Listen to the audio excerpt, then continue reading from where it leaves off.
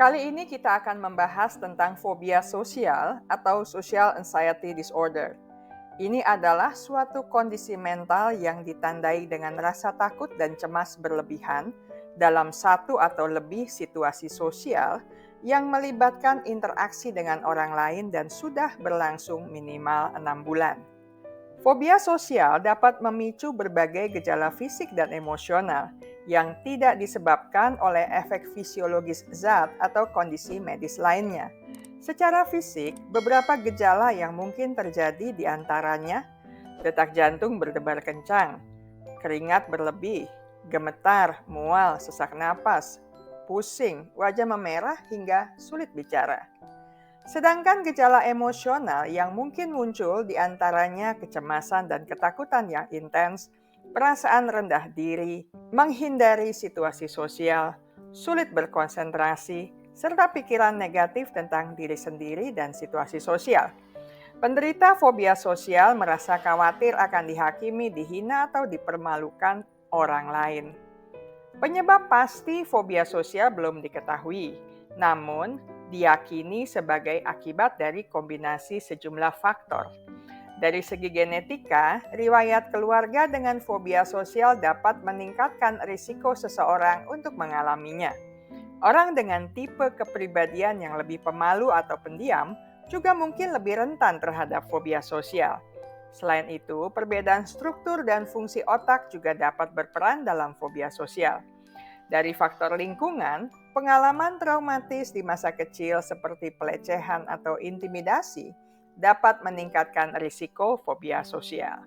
Fobia sosial adalah salah satu gangguan mental yang paling umum di dunia, dengan prevalensi global sekitar 7,1%. Di Indonesia diperkirakan sekitar 2,5% orang dewasa mengalaminya.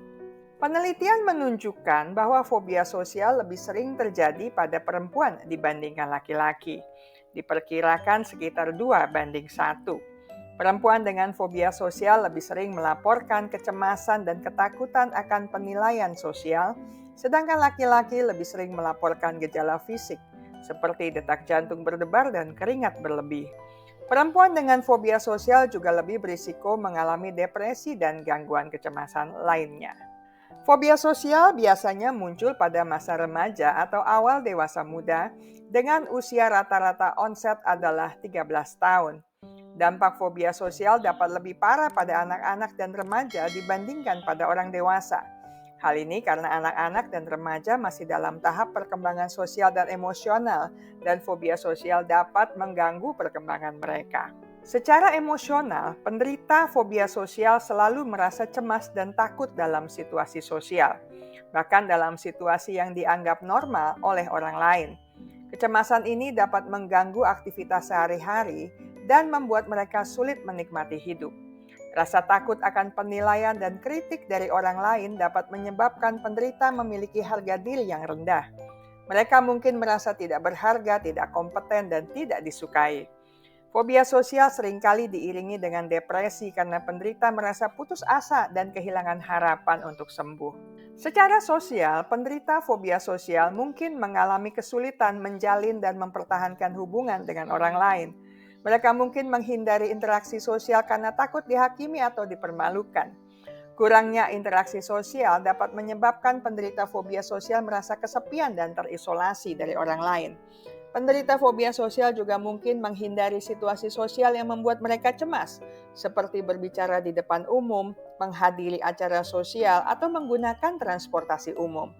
Hal ini dapat membatasi peluang mereka dalam pekerjaan, pendidikan, atau kehidupan pribadi. Saat mengalami kecemasan sosial, penderita fobia sosial dapat mengalami berbagai gejala fisik yang dapat mengganggu aktivitas sehari-hari dan membuat mereka merasa tidak nyaman. Dalam beberapa kasus, penderita fobia sosial mungkin menyalahgunakan zat, seperti alkohol atau obat-obatan terlarang, untuk meredakan kecemasan mereka. Namun penyalahgunaan zat hanya akan memperburuk masalah jangka panjang. Fobia sosial dapat mempengaruhi hubungan keluarga dan teman dekat penderita.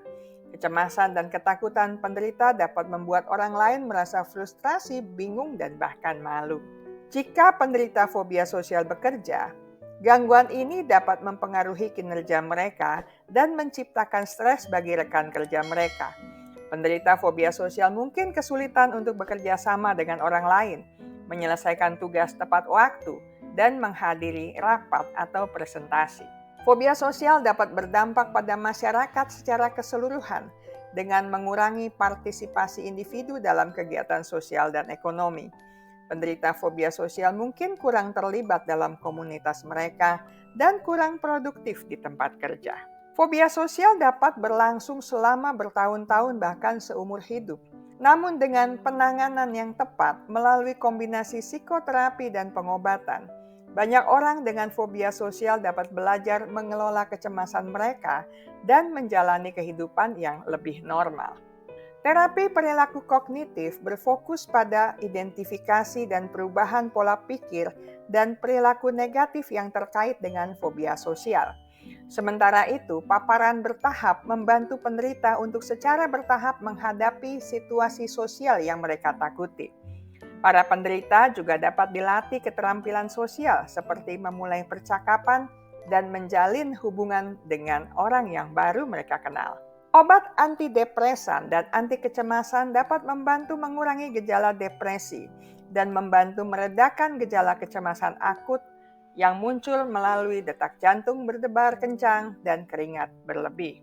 Orang-orang di sekitar penderita fobia sosial dapat memberikan dukungan yang signifikan dengan mempelajari tentang fobia sosial dan bagaimana hal itu dapat mempengaruhi penderita. Bantu penderita merasa aman dan nyaman di sekitar Anda dengan menciptakan lingkungan yang aman dan suportif. Hindari kritik dan penilaian karena hanya akan memperburuk fobia sosial. Fobia sosial dapat membuat penderita merasa frustrasi dan putus asa. Karena itu penting untuk bersabar dan berpengertian terhadap mereka. Dorong mereka mencari bantuan profesional dan mengikuti pengobatan. Saya selesai sampai di sini. Kita akan bertemu lagi di minggu mendatang dengan topik menarik lainnya. Terima kasih untuk kesetiaan Anda bersama channel Bahas Psikologi. Ingat baik-baik, kesehatan mental Anda sangat berharga. Jagalah, pertahankanlah dengan sekuat tenaga.